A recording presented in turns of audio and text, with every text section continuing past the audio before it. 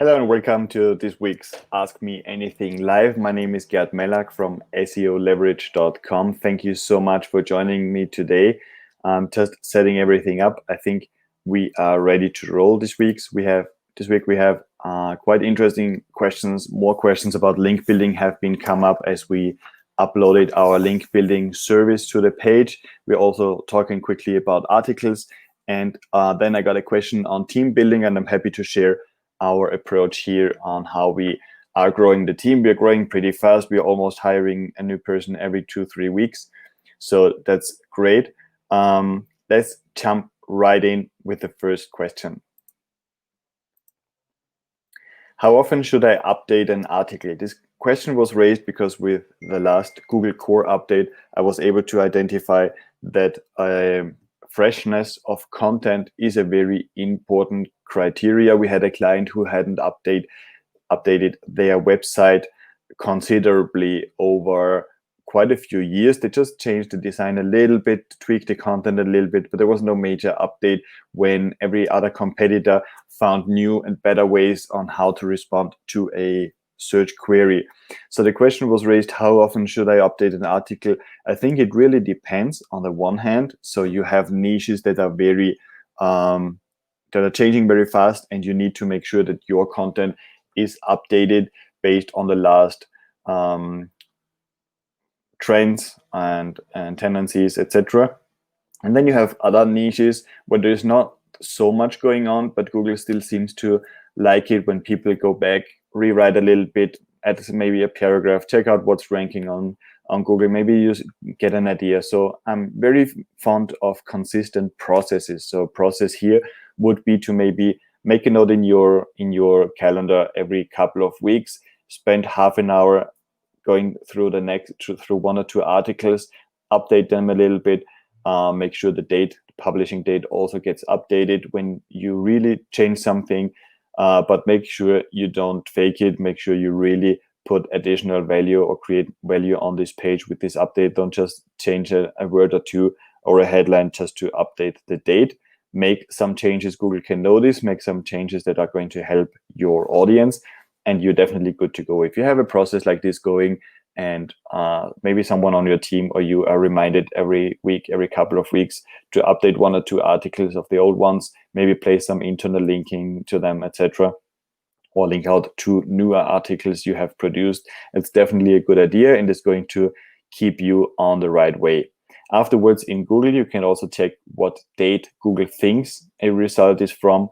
You just have to search for your domain, and then on the search tools you can define a date span, and once you enter a date span, you can then see a date next to every single search result, which is the date when Google thinks this was last updated.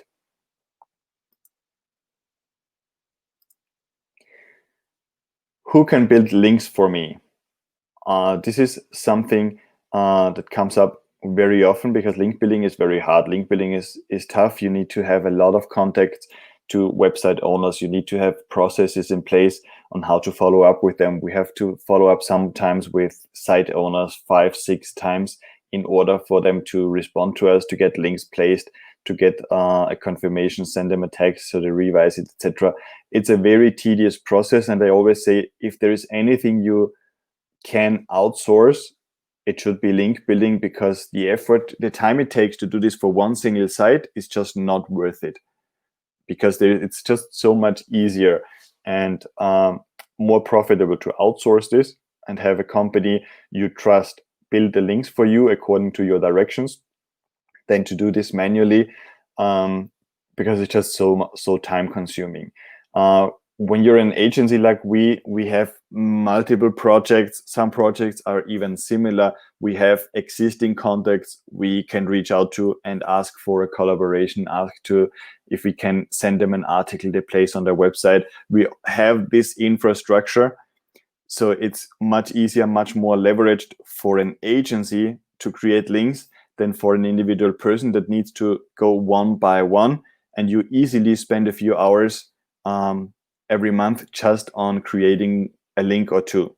And if you want to create like 5 or 10, which for most sites would be probably the minimum, it's just not profitable. You always need a person half-time just to work on your link building, and it's probably not the best way to do it. I would definitely find someone you trust to outsource this to, and make sure they then work according to certain directions. What quality of site are you expecting? Your topic are you expecting, etc.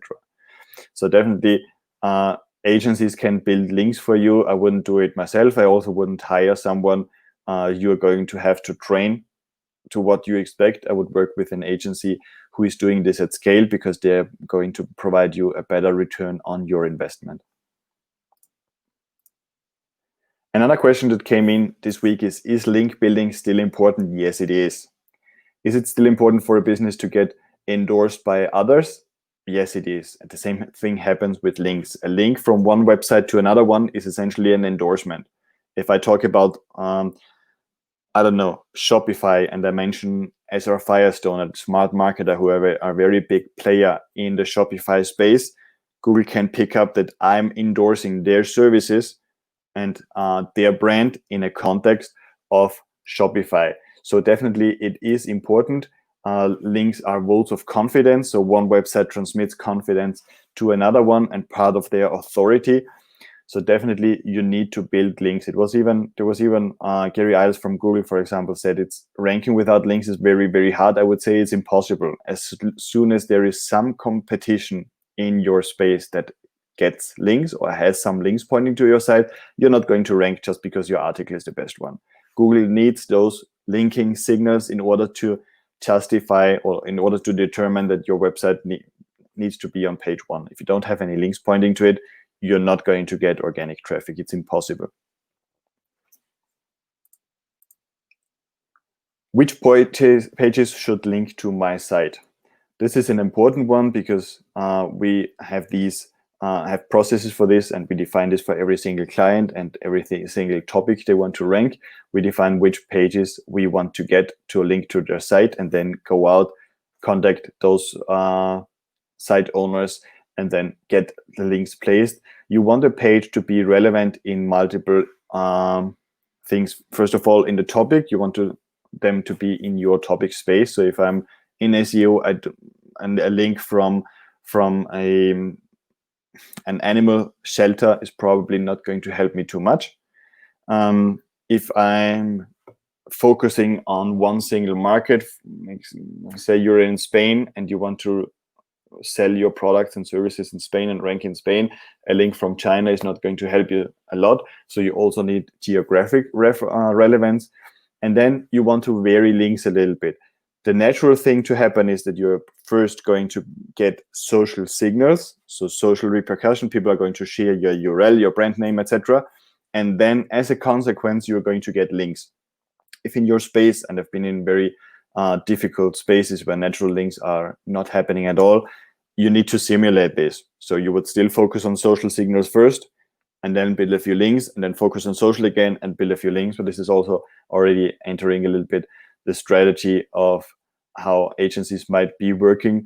But you want to make sure that the pages that link to your site are relevant, and you want to make sure that your links come from different sources that are relevant in your geographic and topic space. How to grow your team? This is an interesting question. I like team building. I'm lucky to have an amazing team that's growing. We're more than 12 people right now, I think, and we are growing very fast. We hire new people every 2 or 3 weeks, probably right now, thanks to our amazing clients who completely trust us and dive in and let us work on their site to get the results they want. We are growing definitely the team. I have an amazing team, but it's partly because we have been building a very good team structure. The team structure means that we start with interviews in a very special way. We do 2 interviews, for example, for every team member. We do a sample task that's paid for every team member, every candidate. So every candidate in the first interview where I think they could be a good fit, but I'm not sure, I'm going to pay them to execute a sample task. And the sample tasks, we have a few of them. They are pretty similar, so we can compare their results to others, for example. And then if the sample task is okay, we invite them to a second interview, because you always get like only an idea about the person from one quick conversation up to a certain extent. On the second interview, there might even be a team member who also is going to raise their opinion or ask a few questions.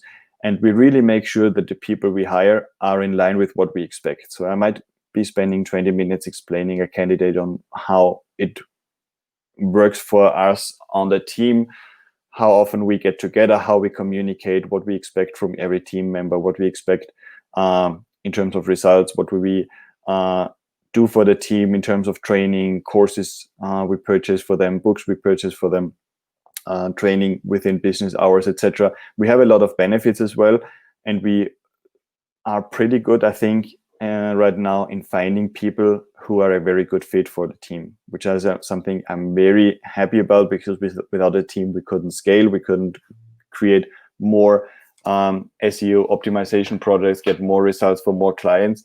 The team is absolutely important. The team is priority number 2 right after the clients, or probably even before the client. I'm not so sure about this.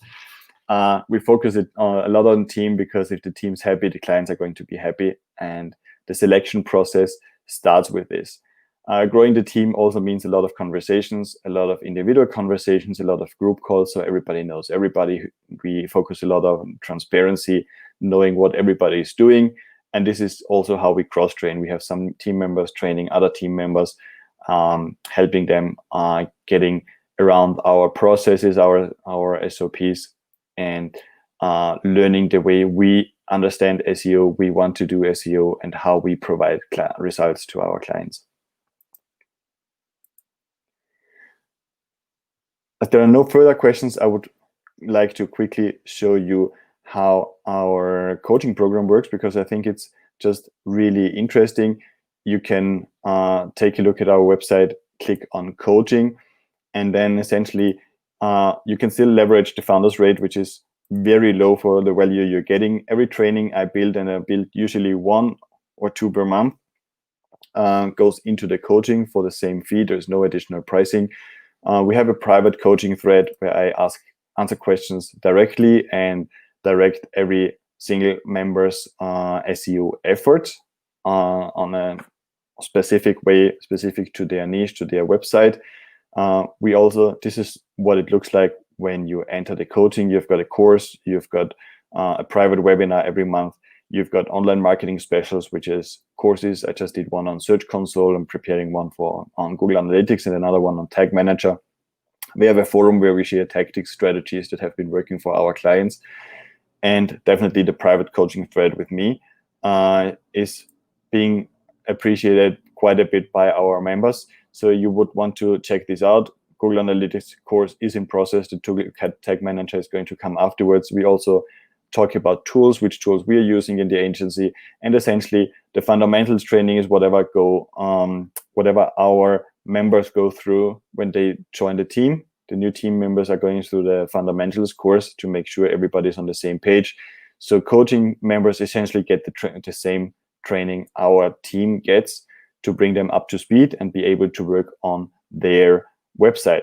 So if you're interested, definitely leverage the founders rate. It's going to go up very soon. So definitely check this out. If it's for you, it's on a monthly recurring basis. If you don't like it or think you don't get enough value out of it, you just cancel and that's it. But I think it's probably one of the best SEO coaching offers you're going to find at this price right now.